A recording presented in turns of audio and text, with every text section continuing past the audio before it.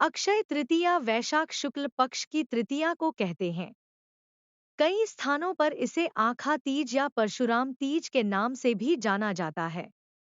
इस दिन श्री विष्णु भगवान अपने छठे अवतार श्री परशुराम के रूप में धरती पर अवतरित हुए। इसी दिन से त्रेता युग का आरंभ हुआ। अक्षय तृतीया के दिन किया जाने वाला दान पुण्य कभी समाप्त नहीं होता। अक्षय तृतीया के दिन दोपहर के समय दान दक्षिणा देने के उपरांत ही भोजन करना चाहिए, क्योंकि अक्षय तृतीया के दिन गुड़ और सत्तू का दान करना शुभ माना जाता है। यह दिन सभी शुभ कार्य के लिए सर्वश्रेष्ठ है। अक्षय तृतीया के दिन विवाह होना अत्यंत ही शुभ माना जाता है। इस दिन होने वाले विवाह में पति पत्नी जन्मों जन्मों तक साथ निभाते हैं। सभी मांगलिक कार्य जैसे गृह प्रवेश, बच्चे का मुंडन, नया काम शुरू करना भी शुभ माना जाता है। इस दिन कई लोग सोना तथा गहने खरीदना भी शुभ मानते हैं। इस दिन व्यापार आदि शुरू करने से मनुष्य को हमेशा तरक्की मिलती है तथा उसके भाग्य में दिनों दिन शुभ फल की बढ़ोतरी होती है। आइए सुनते हैं अक्षय तृतीया की कथा। अक्षय तृतीया की एक कथा के अनुसार प्राचीन काल में एक धर्मदास नामक वैश्य था। धर्मदास अपने परिवार के साथ एक छोटे से गांव में रहता था। वह बहुत ही गरीब था। वह हमेशा अपने परिवार के भरण पोषण के लिए चिंतित रहता था।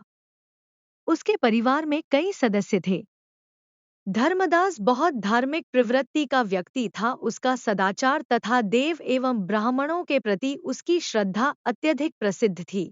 अक्षय तृतीया व्रत के महात्म्य को सुनने के पश्चात उसने अक्षय तृतीया पर्व के आने पर सुबह जल्दी उठकर गंगा में स्नान करके विधिपूर्वक देवी देवताओं की पूजा की।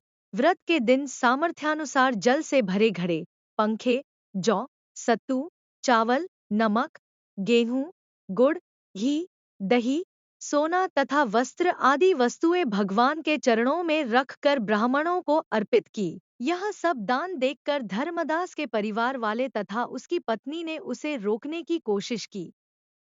उन्होंने कहा कि अगर धर्मदास इतना सब कुछ दान में दे देगा तो उसके परिवार का पालन पोषण कैसे होगा। फिर भी धर्मदास अपने दान और पुण्य कर्म से विचलित नहीं हुआ और उसने ब्राह्मणों को कई प्रकार का दान दिया।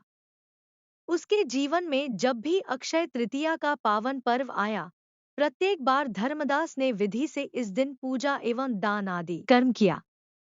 अनेक रोगों से ग्रस्त तथा वृद्ध होने के उपरांत भी उसने उपवास करके धर्म कर्म और दान पुण्य किया। यही वैश्य दूसरे अगले जन्म में कुशावती का राजा हुए। मान्यता है कि अक्षय तृतीया के दिन किए गए दान पुण्य व पूजन के कारण वह अपने अगले जन्म में बहुत धनी एवं प्रतापी राजा बना। वह इतना धनी और प्रतापी राजा था कि त्रिदेव तक उसके दरबार में अक्षय तृतीया के दिन ब्राह्मण का वेश धारण करके उसके महायज्ञ में शामिल होते थे। अपनी श्रद्धा और भक्ति का उसे कभी घमंड नहीं हुआ। वह प्रतापी राजा महान एवं वैभवशाली होने के बावजूद भी धर्म मार्ग से कभी विचलित नहीं हुआ। माना जाता है कि यही राजा आगे के जन्मों में भारत के प्रसिद्ध सम्राट चंद्रगुप्त के रूप में पैदा हुए थे। जैसे भगवान ने धर्मदास पर अपनी कृपा की, वैसे ही जो भी व्यक्ति इस अक्षय तृतीया की कथा का महत्व सुनता है और विधि विधान से पूजा एवं दान आदि करता है, उसे अक्षय पुण्य एवं यश की प्राप्ति होती है। तो दोस्तों, यही थी अक्षय तृतीया से जुड़ी एक पवित्र और प्रेरणादायक कथा। यह दिन हमें सच्चे दान, धर्म और समृद्धि का संदेश देता है। आप सभी को अक्षय तृतीया की हार्दिक शुभकामनाएं। अगर आपको ये कहानी पसंद आई हो तो कृपया वीडियो को लाइक करें, अपने दोस्तों और परिवार के साथ शेयर करें और हमारे चैनल कल्लो दादी के भजन को जरूर सब्सक्राइब करें। आपका एक लाइक और कमेंट हमें और भी सुंदर भजन और धार्मिक कथाएं लाने के लिए प्रेरित करता है। मिलते हैं अगले वीडियो में एक नई कथा के साथ। तब तक के लिए जय श्री कृष्ण।